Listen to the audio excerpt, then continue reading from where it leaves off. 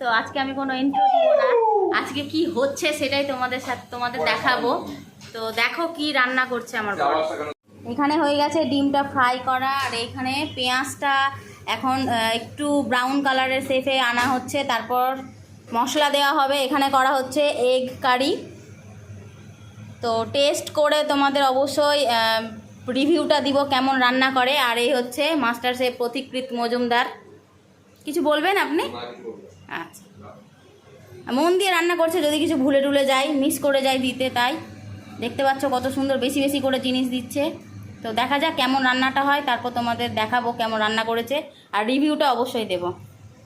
কি একটু বলবেন? রিপিট।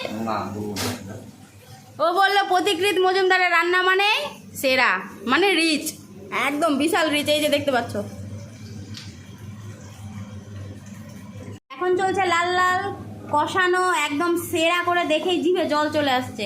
তোমাদের বর কেক মানে তোমাদের কার কার বর রান্না করে এরকম খাওয়া, একটু কমেন্টে অবশ্যই জানিও। তো গাইজ এখন আমি খেতে বসে গেছি, আর এই দেখতে পাচ্ছ আমার ডিমের কারি। তো আমি টেস্ট করে বলবো যে কেমন হয়েছে।